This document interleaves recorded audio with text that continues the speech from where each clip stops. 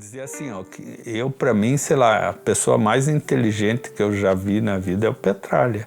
A inteligência do cara assusta, a visão dele, assim, quando ele assumiu aquele momento. Esse aí é José Carlos Belotto, que você já conhece do episódio 4. Belotto era presidente da Fanáticos em 1995, quando um grupo comandado por Petralha assume o Atlético sem eleições após uma virada de mesa. Além de ser o líder da maior torcida organizada do Atlético, Belotto era conselheiro do clube. Por isso ele participou de algumas reuniões em que o Petralha expôs, logo na chegada, algumas ideias para profissionalizar a gestão do time. Ele pegou e falou assim para os conselheiros: vocês querem torcer para um time grande, um time poderoso, né, e tal. E daí ele falou: nós vamos conhecer o que os maiores clubes do mundo fazem e vamos ver o que se adapta para nós. Isso se chama benchmark e tal. E daí montou uma equipe, não me lembro quem que foi com ele lá, foram conhecer o Real Madrid, o Barcelona, o Manchester e tal, e daí ele voltou com o diagnóstico. E daí ele falou assim, ó: um clube social não sustenta um clube de futebol. Ele falou: o Paraná Clube vai queimar toda a gordura, todo o patrimônio vai virar um moribundo. Isso ele falou. É triste, mas essa previsão do Petralha se confirmou. O Paraná Clube, que era rico em patrimônio e foi a maior potência do futebol local no início dos anos 90, está em recuperação judicial, sem divisão no campeonato nacional e vai jogar a segundona do estadual mais uma vez em 2024. Mas se desfazer da sede social e focar na estrutura de futebol não foi a única diferença entre as gestões do Paraná Clube e do Atlético Paranaense nos últimos 30 anos. Ele falou: vai virar um moribundo. E daí ele falou: para a gente estar entre os primeiros, nós temos que ter uma das melhores infraestruturas do mundo, nós temos que estar na frente da infraestrutura, nós temos que estar na frente da ciência e também ele falou: o que sustenta um grande clube de futebol é compra e venda de jogadores. Na época o Atlético tinha o parque aquático lá, tinha uma casa, tinha 300, 400 jogadores nas categorias de base. Ele falou: nós não vamos mais ter 300, 400, nós vamos ter 30, 40, mas semi-pronto. Nós vamos vasculhar atletas com potencial aí, que vale a pena a gente investir mais 2, 3 anos, lapidar eles e eles estarem prontos. Então tudo isso.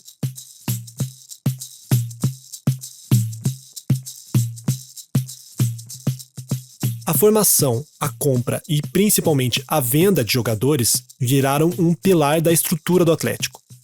Nessa hora você deve estar pensando: tá, isso vale para quase todos os times. Sim, vale. Mas o que chama a atenção é a forma como um projeto elaborado pelo Petralha transformou um clube quase falido no mais lucrativo da América nesse quesito. Em setembro de 2023, um levantamento do Centro Internacional de Estudos Esportivos apontou o Atlético como o clube que mais lucrou fora da Europa com transferências nos últimos 10 anos. O superávit, ou seja, a diferença entre o que se gasta na compra e o que se ganha na venda, foi de 184 milhões de euros, quase R$1 bilhão. Nesse mesmo estudo, o top 20 mundial tem apenas 4 clubes não europeus. O Atlético Paranaense, 16º, vem logo à frente do River Plate, 17º, do São Paulo, 19º, e do Grêmio, o 20º. En revanche, l'OL n'a pas attendu le dernier moment pour officialiser l'arrivée du milieu de terrain de l'Atlético Paranaense, Bruno Guimaraes. Les Gones ont déboursé 20 millions d'euros pour s'attacher ses services. El nuevo fichaje del Atlético de Madrid ya tiene su lateral zurdo, se llama Renan Lodi, brasileño, tiene 21 años, del Atlético Paranaense. Las cifras antes de empezar con las mejores jugadas está en torno a los 20, 25 millones, seguramente se cierra el jugador fichaje. brasileño se va a incorporar al Barcelona. El fichaje de Víctor Roque. Exacto. Este, por ejemplo, 30 millones de euros, más otros 31 en variables. O sea, eso todavía hay que ver cuáles son. Quando eu era pequeno, eu não conseguia entender por que o meu time vendia jogadores. Me doía ver o Oséias marcar gols pelo Palmeiras, eu sonhava em ter o Kleberson para sempre na Baixada, e claro, eu tive ódio do Dagoberto, que nos trocou pelo São Paulo. Com o tempo eu fui entendendo, né? O futebol se faz com dinheiro e o Atlético não está no topo da cadeia alimentar. Tem sempre algum clube capaz de fazer uma proposta irrecusável e de pagar um salário impraticável para um time de Curitiba. E tenho a impressão que a torcida do Atlético, de modo geral, também foi se acostumando e até aprendendo a gostar das grandes vendas. É cada vez mais raro perder uma estrela do time para um clube brasileiro, os craques estão indo direto para o exterior por valores obscenos e, quando isso acontece, os atleticanos compartilham figurinhas do Petralha nos grupos de WhatsApp. Existe em torno do Petralha um mito de negociador implacável, um cara capaz de fazer fortunas até com jogadores mais ou menos. Atlético Paranaense lucra 12 milhões de reais com a venda de Fernandão na Turquia. Documentos revelam lucro de 8 milhões de euros do Atlético Paranaense com Marcelo Cirino e Douglas Coutinho. O Atlético Paranaense acerta a venda do zagueiro Robson Bambu ao Nice por 47 milhões de reais. Então vende o zagueiro Lucas Fasson para o Lokomotiv por 15 milhões de reais. São Paulo por 6 milhões de euros, atacante Pablo rescinde com o tricolor e volta ao Furacão. Mas, conforme combinado, a proposta desse documentário não é ficar só exaltando os feitos de Mário Celso Petralha. A gente quer entender, com um olhar crítico, como é que um clube de bairro que fazia vaquinha para lavar o uniforme virou um caso internacional de sucesso no mercado da bola. E como qualquer história brasileira que envolve muito dinheiro, essa aqui tem política no meio, intrigas, vaidades, tramas com a imprensa e, para variar, tem até CPI. Bem, se você chegou até o 6º e penúltimo episódio dessa série, suponho que você goste pelo menos um pouquinho de tudo isso aí. Eu sou Felipe Andretta e esse é O Senhor da Razão, um documentário não autorizado sobre Mário Celso Petralha e o Atlético Paranaense. Ei, Petralha, I love you.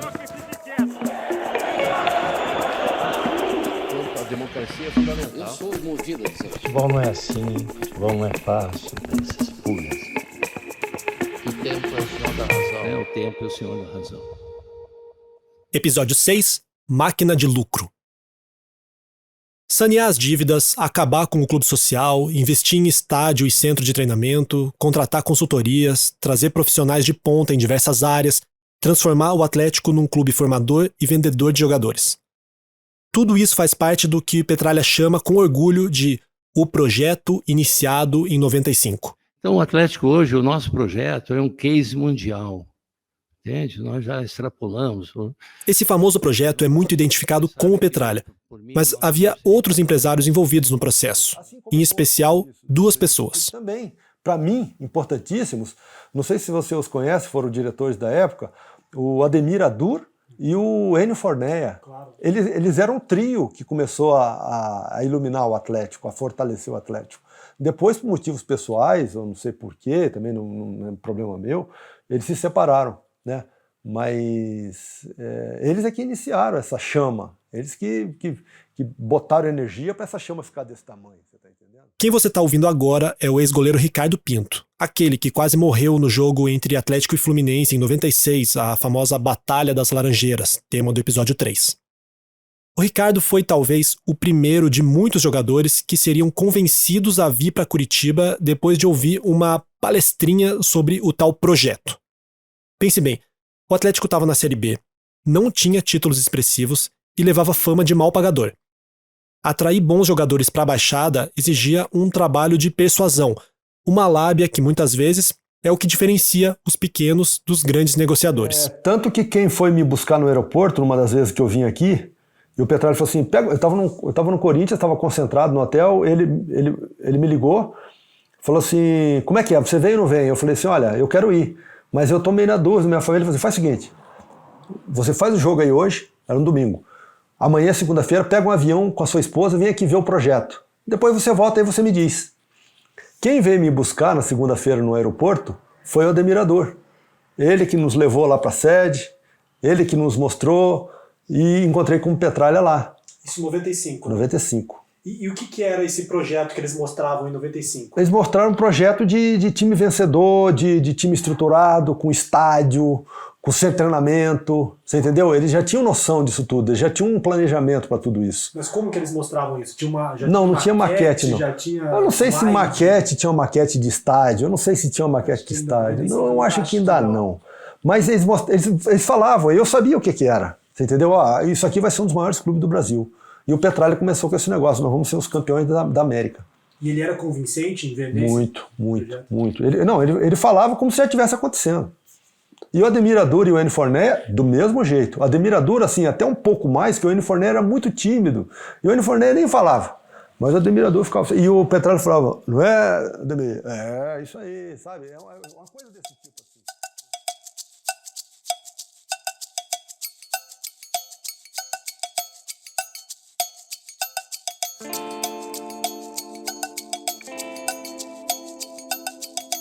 Mário Celso Petralha, Ademir Guimarães Adur e Enio Forneia Júnior.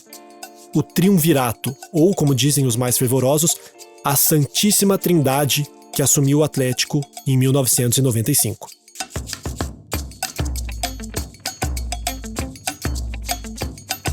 A história de como o Petralha articulou a revolução você já conhece, foi contada no primeiro episódio.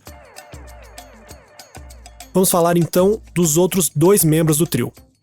Primeiro, Ademir Adur. Posso resumir para a senhora o seguinte, porque eu participava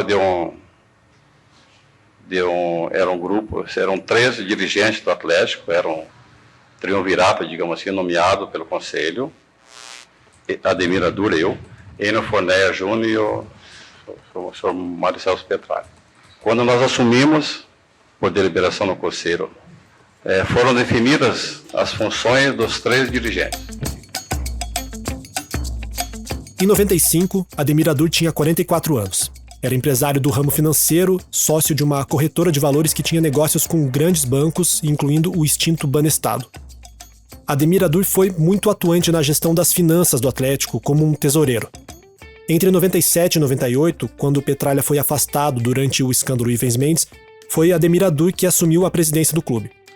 Depois, o Atlético instalou um comitê gestor, formado basicamente por empresários e advogados, que escolhiam entre eles quem seria o presidente, com mandato de 6 meses. Essa época foi marcada pela rotatividade na cadeira de presidente e Ademir Adur assumiu o cargo novamente no ano 2000. Já Enio Forneia Júnior, o mais tímido e jovem dos 3, nunca chegou à presidência. Ele herdou do pai italiano, além do nome, uma construtora. E em 95, o engenheiro civil de 39 anos já circulava entre os homens de sucesso da cidade. A minha função, até por força de formação, eu sou engenheiro civil, eu sempre fui ligado à área de patrimônio do clube. Então, a minha participação dentro do Atlético foi desde a compra do CT do Caju e as reformas, depois as reformas da Arena, que ocorreram aqui na primeira etapa do estádio. A participação é essa. Você deve ter reparado que a qualidade dos últimos áudios não é das melhores e que, no fundo, tem o barulho de alguém digitando freneticamente. Existe um motivo para isso e eu te explico.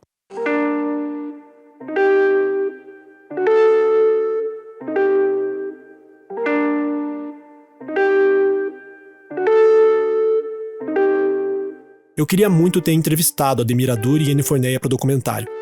Os 2 foram bem educados por telefone, mas não cederam à minha insistência.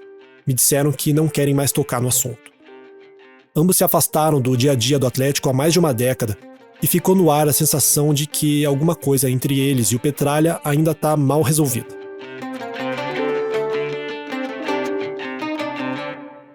Os áudios que você ouviu agora há pouco foram retirados de uma audiência judicial de 2013. Ademir Adur e Enio Forneia foram testemunhas numa ação que Petralha moveu contra a Gazeta do Povo, o jornal mais tradicional do Paraná.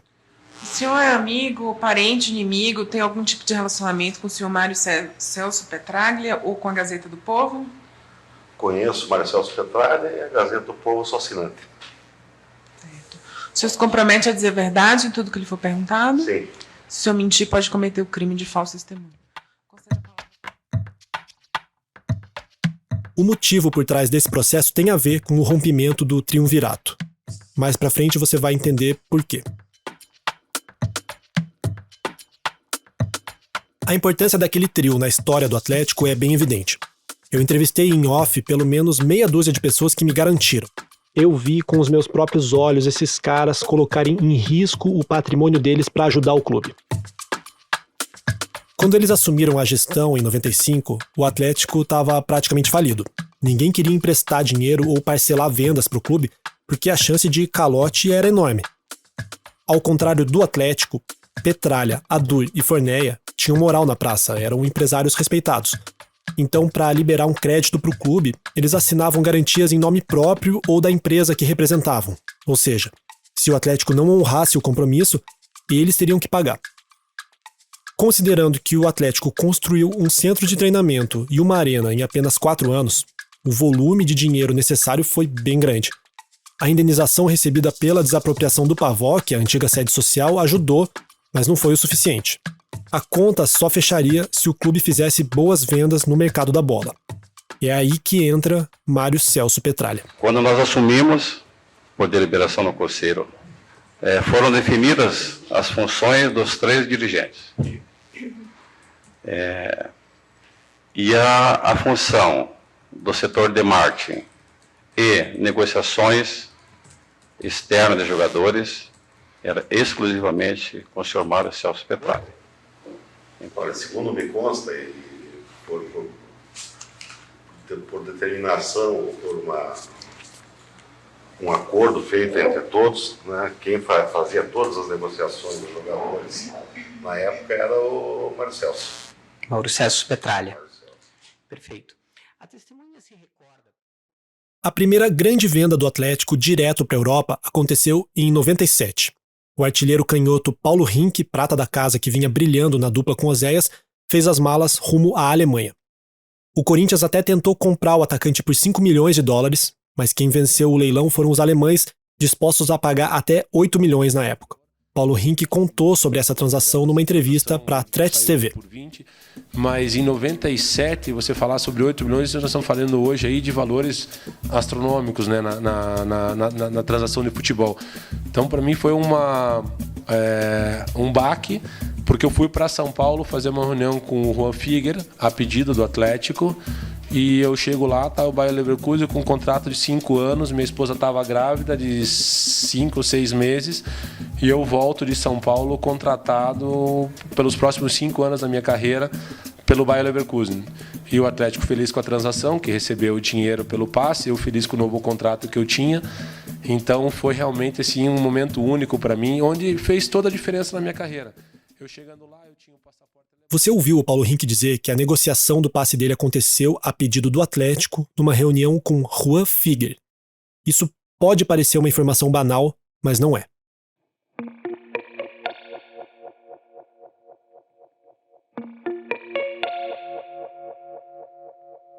Juan Figuer era, sem exagero, o agente de jogadores mais influente do mundo.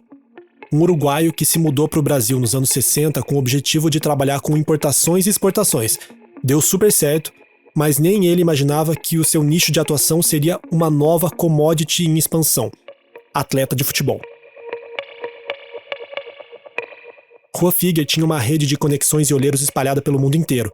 Ele e suas empresas intermediaram vendas históricas como a de Maradona para o Napoli, Romário para o Barcelona, Denilson para o Betis, Robinho para o Real Madrid e mais algumas que ele contou nesse documentário do Sport TV. Nós intervinimos na transferência de Walter Casagrande, Dunga, Sócrates, Miller, Silas. Tomábamos como referencia valores entre 2,5, 3 millones de dólares. Esto significaría en esta época 40, 50, 60 millones de euros.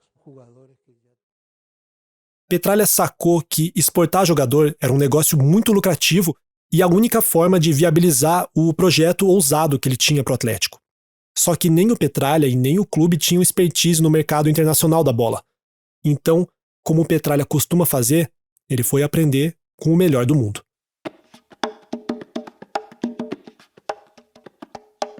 No final dos anos 90, Petralha costurou uma parceria com o maior agente de futebol da história e encheu o elenco do Atlético com jogadores representados por Juan Figuer. O uruguaio entrava como sócio no passe dos atletas e abocanhava uma parte do lucro na venda. Essa dobradinha rendeu para o Furacão bons times, títulos inéditos, ótimas vendas e um pouco de dor de cabeça.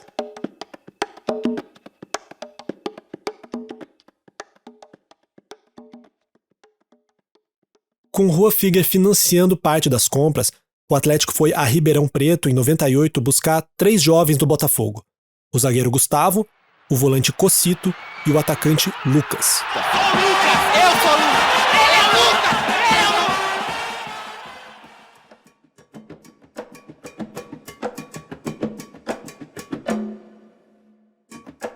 No ano seguinte, 99, o Botafogo de Ribeirão Preto voltou a cruzar o caminho do Atlético. O Furacão jogava o primeiro Brasileirão na sua nova arena e lutava para ficar entre os 8 que disputariam a fase final. Mas na penúltima rodada, perde por 2-1 para o já rebaixado Botafogo de Ribeirão e fica sem chance de classificação. Petralha ficou puto, distribuiu xingamentos e já quis demitir o técnico Oswaldo Avarez, o Vadão. Só que, por causa daquele rodízio de presidentes que existia no Atlético, o mandatário da vez era Nelson Fanaia, amigo do Vadão, que bancou a permanência do treinador. E o resto é história. Grande festa rubro-negra.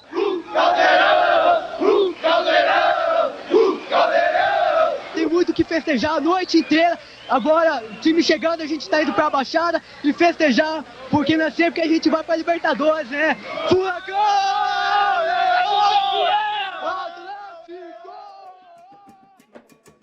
Mesmo terminando o Brasileirão em 9º lugar, o Atlético se classificou para a Libertadores pela primeira vez graças a uma reviravolta maluca.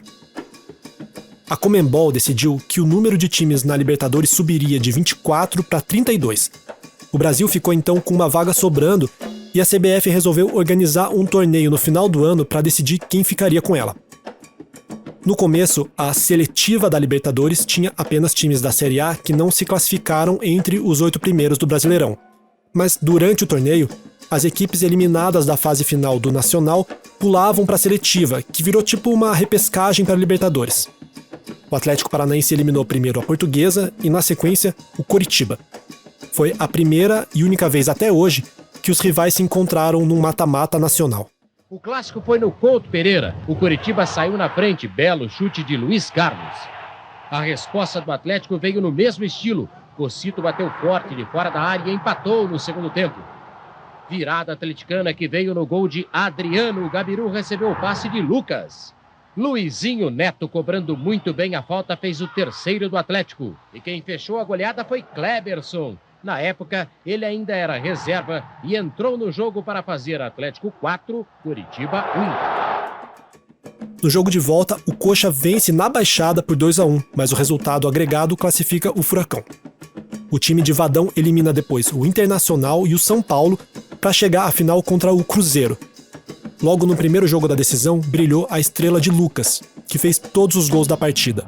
3-0. Vai para a cobrança de escanteio o Alberto. O André ameaçou sair, o toque de cabeça do Leonardo. Cris, parcialmente apenas aliviou. A bola ainda do time do Paraná. Kleber se enrolou um pouco com ela. Consegue o cruzamento, a bola tá boa, é legal! Gol!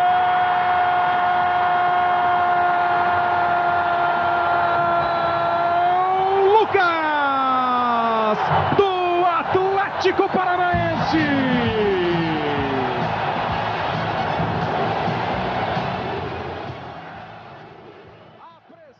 No Mineirão, mesmo perdendo por 2-1, o Atlético conquista o torneio e a sonhada vaga inédita para a Libertadores. Agora é felicidade, aguardar, ter férias, descansar. Em janeiro tem mais, tem um campeonato muito importante que vai ser essa Libertadores no primeiro semestre. E a gente tá bem consciente que o ano que vem vai ser... Se esse ano foi difícil, o ano que vem vai ser pior.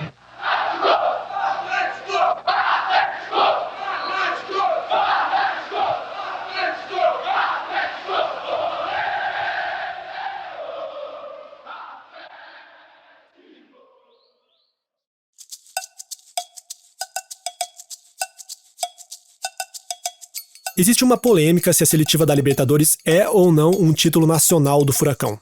Convenhamos que o nome não ajuda muito, né? A CBF podia ter pensado em algo mais criativo. Mas o torneio teve troféu, medalha, volta olímpica e, no fim das contas, foi um mata-mata que reuniu os melhores times do Brasil em 99, menos os 4 que já tinham vaga garantida na Libertadores do ano seguinte. O Juventude, que levou a Copa do Brasil, Palmeiras, campeão da Libertadores, além de Corinthians e Galo, campeão e vice do Brasileirão. Então, se você estiver ouvindo esse episódio no Spotify ou no YouTube, tem uma enquete aí sobre esse assunto. Deixa o seu comentário e aproveita para seguir e avaliar o podcast. Voltemos agora a falar de negócios. Soccer business. Mais precisamente, falar de 2 casos fundamentais para entender como o Petralha agia no mercado da bola e que depois viraram motivo de discórdia com velhos aliados. Ainda em dezembro de 99, logo após vencer a seletiva, o Atlético já engata uma venda internacional. o lateral Alberto Valentim vai para a Udinese, da Itália. 7 meses depois, o atacante Lucas é negociado com o Rennes, da França. A venda veio no final da ótima campanha do Furacão na Libertadores, que venceu 5 dos 6 jogos da primeira fase, mas acabou eliminado pelo Galo nas oitavas em disputa de pênaltis. Olha só, sobra pro Lucas, vamos nessa, bateu pro gol!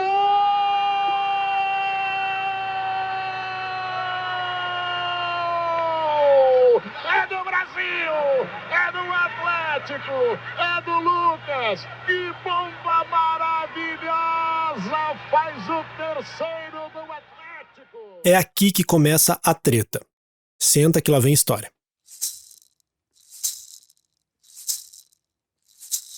O que não se sabia à época é que essas duas vendas não foram diretas do Atlético para o clube europeu.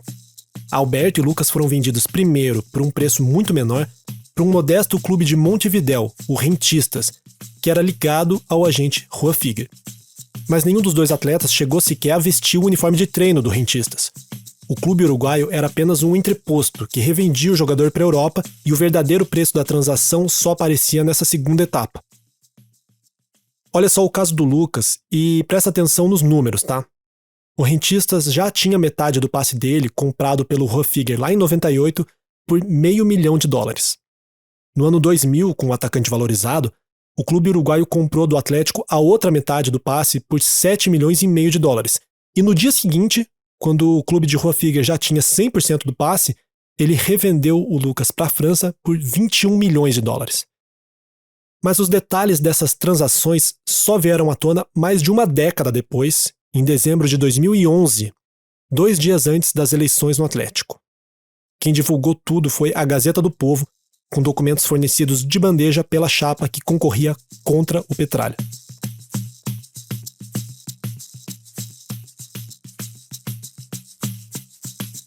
Na chapa Paixão pelo Furacão estavam Ademir Adur e Ennio Forneia, aqueles do antigo triunvirato.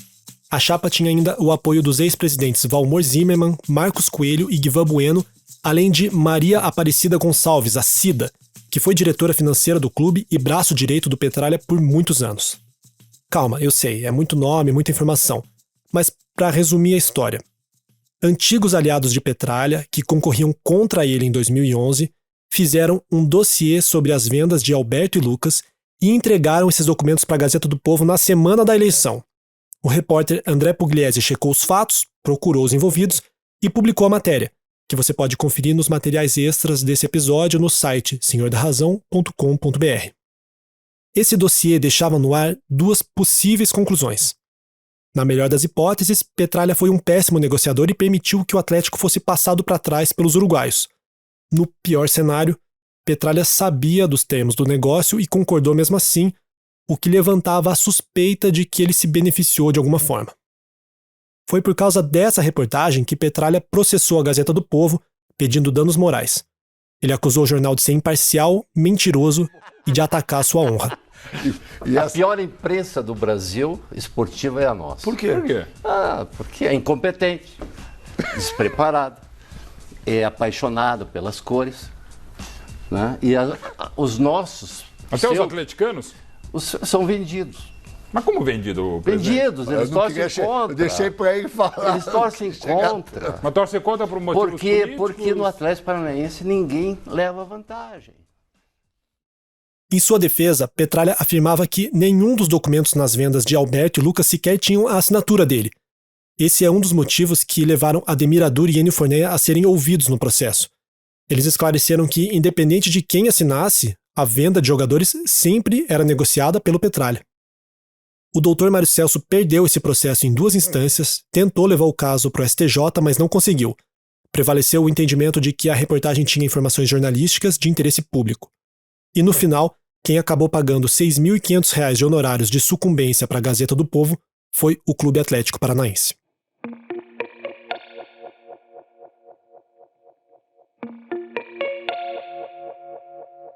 Apesar da repercussão da reportagem, que motivou até uma investigação na FIFA, Petralha venceu aquelas eleições de 2011. A gente vai contar essa história em detalhes no episódio que vem. Mesmo assim, o tal dossiê foi um dos capítulos que azedou ainda mais a relação de Petralha com boa parte dos empresários que estavam do lado dele nos anos 90. desde 95. Porque quando eu cheguei aqui em 95, eu não trouxe ninguém. A única novidade do clube fui eu. Toda a diretoria que estava durante o fracasso até 95 continuaram conosco, até 2001. Ali começou a oposição nossa, velada, doentia, entende? Maldosa. Mas menos naquela época, muito mais hoje. Né? São 15 anos de oposição, de 2002 até hoje, com as mesmas figuras.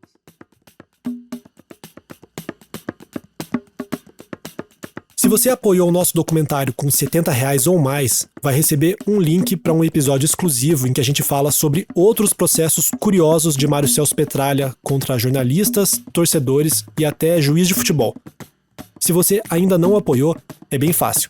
É só acessar a nossa campanha de financiamento coletivo no site apoia.se/Senhor da Razão ou fazer um pix para o e-mail contato@senhordarrazão.com.br. Senhor da Razão tudo junto, sem tio nem interrogação. Repetindo, contato@senhordarrazão.com.br. Quem colaborar com pelo menos R$70 vai receber o link para todos os episódios exclusivos publicados e um número de WhatsApp da produção para conversar com a gente sobre o que quiser. Bem, voltando ao assunto. O Atlético não foi o único a usar clubes uruguaios de fachada para exportar jogadores ligados à Rua Figuer. Outros brasileiros entraram no esquema. Um dos motivos dessa triangulação era pagar menos imposto, claro. A tributação uruguaia era muito menor, então a mordida da Receita Federal brasileira vinha em cima da venda para o Uruguai, não sobre o valor verdadeiro pago pelos europeus. Essa gambiarra internacional entrou na mira de duas comissões parlamentares de inquérito que rolaram simultaneamente entre 2000 e 2001. Com relação à CPI, eu acho que tem que ser feita, não é só dentro do futebol, não. Eu acho que em todo canto. Todo canto. Onde há problemas, eu acho que tem que ter CPI. Pro bem do país. E é o que nós mais necessitamos, talvez, uma CPI em todo canto. A Câmara dos Deputados fez a CPI da CBF/Nike. O objetivo inicial era investigar as falcatruas entre a patrocinadora da seleção e a cúpula da CBF. Em 2001, antes do Penta, mesmo já repleta de craques, a amarelinha fazia péssimas atuações sob o comando do técnico Emerson Leão, o que aumentava a pressão em cima da CBF. A sofrida vitória sobre a Colômbia logo na estreia já dava ideia de como seria o período de Emerson Leão no comando da seleção. Em 8 meses, 11 jogos e apenas 4 vitórias. 47 jogadores convocados. O Brasil está em 4º lugar nas eliminatórias para a Copa do Mundo, mesma posição conseguida na Copa das Confederações, de triste memória para o torcedor brasileiro. Só que a CPI da CBF-Nike virou uma lavação de roupa suja geral da cartolagem brasileira. Mais uma vez estava lá o deputado Eurico Miranda, presidente do Vasco e inimigo pessoal do Petralha. A CPI teve momentos icônicos, como os depoimentos do lateral Roberto Carlos, de Ronaldo Fenômeno e do eterno técnico Mário Lobo Zagallo. Quem é que tem moral aqui vai dentro? vê-la, daqui a pouco o senhor Quero ver quem vai ter moral aqui dentro. Senhor presidente, pela ordem, senhor presidente. Espera aí, há vários parlamentares. Eu não sou desonesto. Há vários parlamentares pedindo a palavra pela ordem, tá certo? Há vários parlamentares. Que é isso? Como é que pode dizer que eu assinei? Que eu escrevi alguma carta? Querem que eu fique escalado diante do que está sendo dito? Eu solicito para Vossa Senhoria que mantenha silêncio porque a presidência não concedeu a palavra a Vossa Senhoria. Pela ordem, senhor presidente. Senhor presidente. Já o Senado montou a CPI do futebol. Como o próprio nome sugere, ela investigava de tudo nesse universo de maracutaia. O agente Rua Figuer prestou depoimento nas duas CPIs e os senadores resolveram quebrar o sigilo de vários clubes e dirigentes. A crise rubro-negra não é só no futebol. Em Brasília, a CPI do futebol descobriu movimentações milionárias numa conta do clube nas Ilhas Caimã e esperou sentada pelo depoimento do presidente Edmundo Mais uma Santos vez, Silva. a CPI do futebol no Senado não conseguiu ouvir o funcionário do Vasco, Aremitas José de Lima. Para os senadores, já está comprovado que Aremitas era usado pelo deputado Eurico Miranda para desviar dinheiro do Vasco.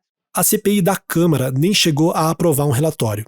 Já a CPI do Senado, presidida por Álvaro Dias, depois de 14 meses de investigações, aprovou um relatório de 1.600 páginas que pedia o indiciamento de 17 pessoas, incluindo o deputado Eurico Miranda e Ricardo Teixeira, presidente da CBF. O Atlético e Mário Celso Petralha tiveram o sigilo quebrado pelo Senado, mas no relatório final saíram ilesos. Petralha cita até hoje esse fato como prova da boa gestão do Atlético e da sua honestidade. Reviraram minhas contas e não acharam nada.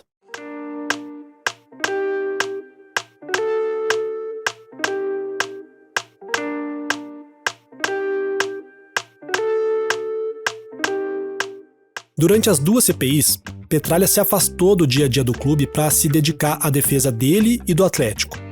No papel, ele continuou como coordenador de marketing. Dentro daquele acordo de rodízio, quem assumiu a cadeira de presidente no segundo semestre de 2001 foi o advogado Marcos Coelho. E um semestre foi suficiente para Marcos Coelho entrar para a história do Furacão. Torcedor do Atlético Paranaense, você em Curitiba e todo o Paraná pode gritar: acabou! Acabou! O Furacão é campeão brasileiro de 2001. O Atlético Paranaense 4-2 no primeiro jogo, 1-0 no segundo. Festa do Atlético Paranaense, festa dos jogadores junto à torcida.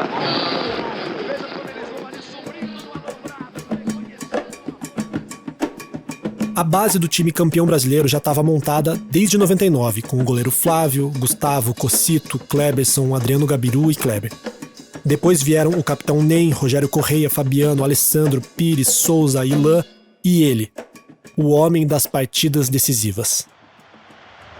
De novo, Alex Mineiro matando no peito e batendo para fora. Volta o lance. Souza na tabela, lindo lance, Alex, olha o gol! Gol!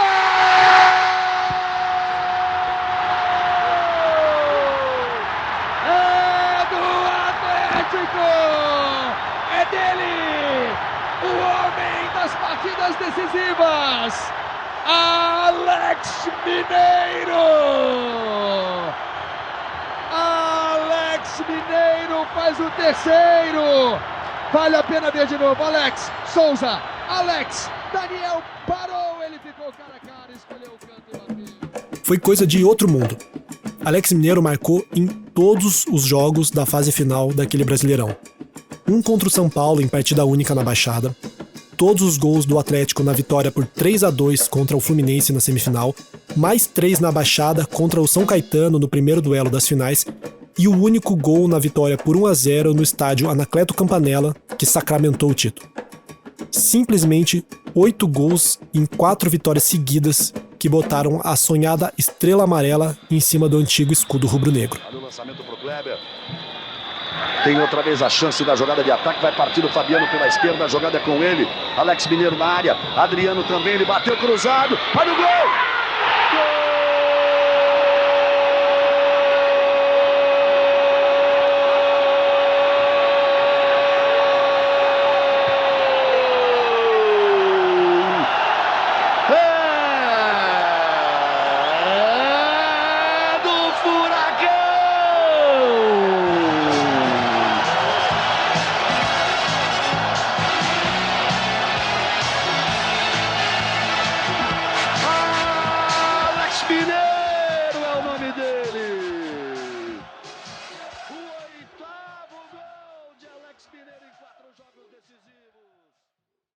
No início daquele Brasileirão, o técnico era Mário Sérgio, mas o time começou mal e a culpa, dizem, era da Casa do Dindo.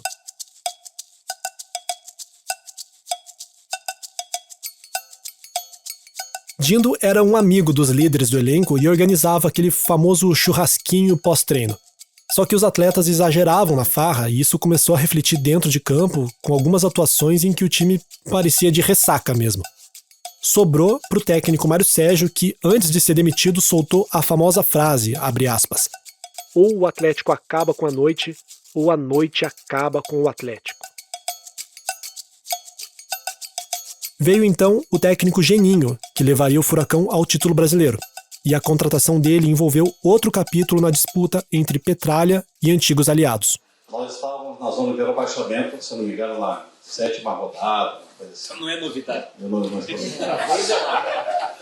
E aí o técnico do Atlético era o Mário Sérgio, que o Petralha tinha indicado como uma revolução. Esse é Ademir Adur, membro do tal Triunvirato e ex-presidente do clube.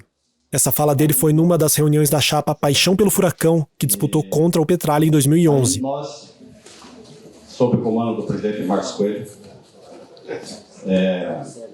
tomamos uma decisão, tínhamos que tomar uma decisão, porque senão nós seríamos rebaixados. E dispersamos o Mário Sérgio e trouxemos o Geninho. E foi quando, nesse momento, isso é um fato importante, em 2001, o candidato da outra chapa, ele não concordou com a vinda do Geninho e se afastou do clube. Então, esse é um fato, uma revelação que pouca gente sabe, porque nunca ninguém, nós não vivíamos de microfone. E ele se afastou do clube, ficou afastado e apareceu exatamente no último jogo, na decisão em São Paulo, que eu lembro bem, ele apareceu com o pé em cima da bola, uma foto tirada de baixo para cima, estava escrito dono da bola. No entanto, ele, desde maio ou junho, não é preciso a data, ele ficou afastado do clube por não concordar com a nossa decisão de ter trazido o Geninho e fomos campeões brasileiros. Então, essa é uma revelação, o presidente Marcos está aqui. Claro, a disputa pela paternidade do título mais importante da história do Atlético foi algo muito explorado pelos dois lados na eleição de 2011, que colocou frente a frente velhos parceiros. Lembrando que, no papel, o presidente do Conselho Administrativo era Marcos Coelho, que também usou depois o microfone da chapa Paixão pelo Furacão para cutucar o Petralha.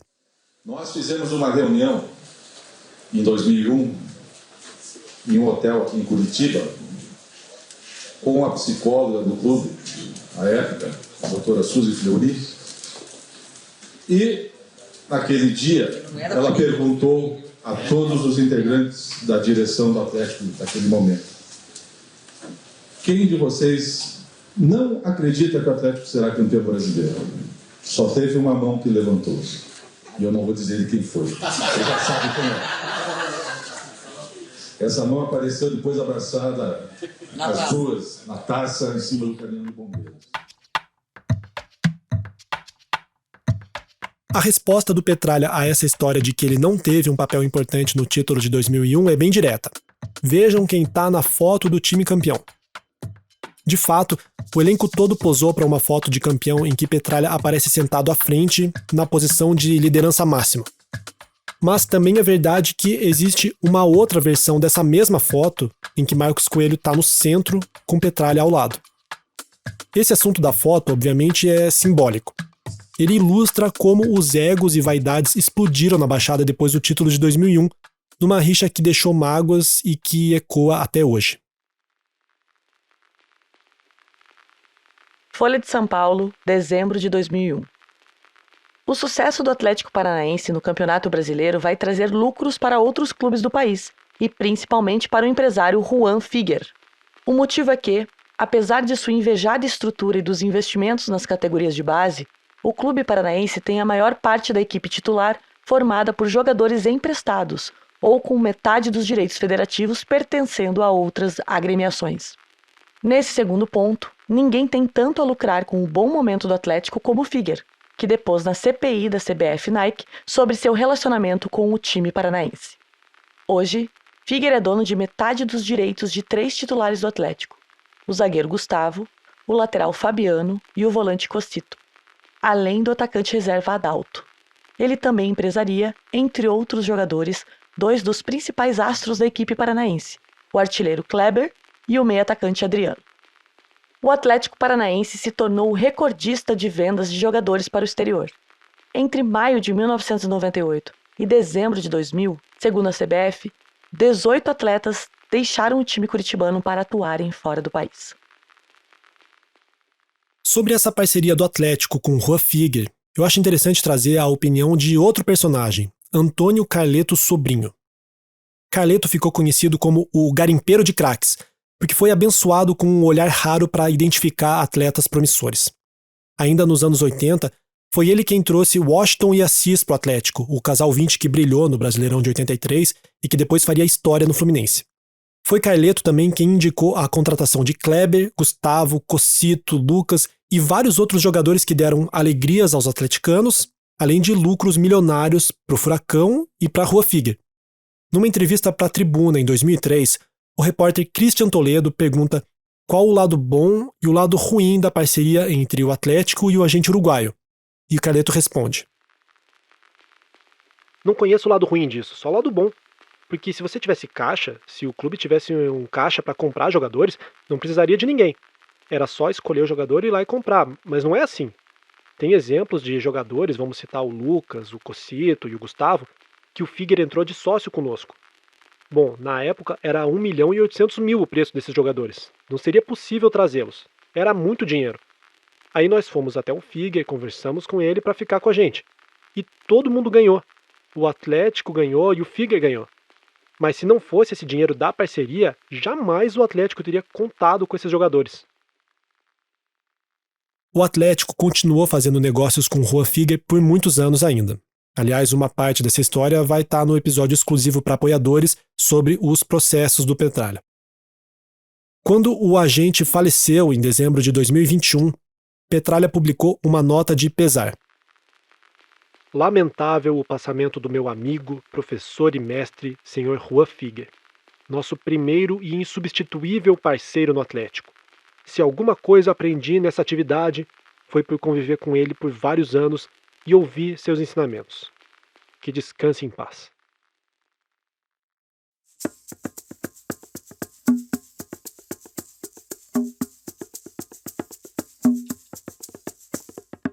O título brasileiro fechou o ciclo do triunvirato Petralha, Ademir Adur e Iane Forneia.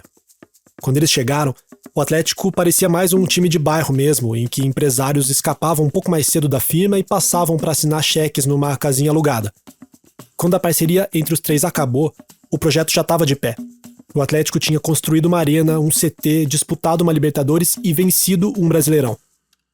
Talvez até mais importante que isso, o Atlético tinha as contas equilibradas e faturava milhões por ano vendendo jogadores, como estava previsto desde o dia zero daquela gestão.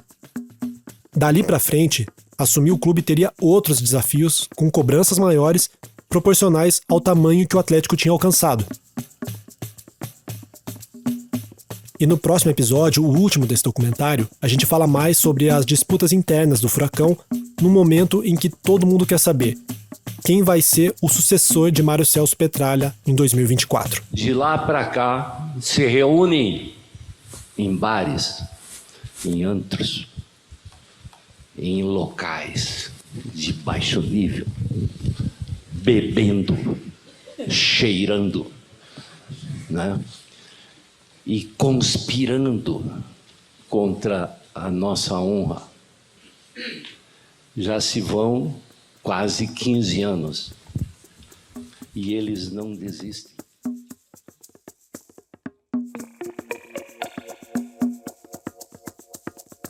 Eu sou Felipe Andretta e esse foi o 6º episódio do Senhor da Razão, um documentário não autorizado sobre Mário Celso Petralha e o Atlético Paranaense. Gostou do nosso trabalho? Avalie o podcast no seu tocador e siga a gente no YouTube e nas redes sociais. Se puder, contribua com qualquer valor no site apoia.se/Senhor da Razão ou pelo Pix no e-mail contato@senhordarrazão.com.br. Senhor da Razão, tudo junto, sem tio, nem interrogação. Esse documentário tem pesquisa, produção, entrevistas, locução, roteiro e edição sonora de Felipe Andretta. As locuções foram gravadas com o apoio da Arnica Cultural, em Curitiba. A Andréa Porto, que não torce pra ninguém, leu alguns documentos. A vinheta e as trilhas sonoras são do palmeirense Vinícius Antunes, com áudios da Soundstripe e da Artlist. O site e a identidade visual são do flamenguista Fabrício Vinhas. A gestão das redes sociais tem o apoio de Lucas Daniel de Lima, que também não torce pra time nenhum. E a assistência de produção é do atleticano André Carneiro.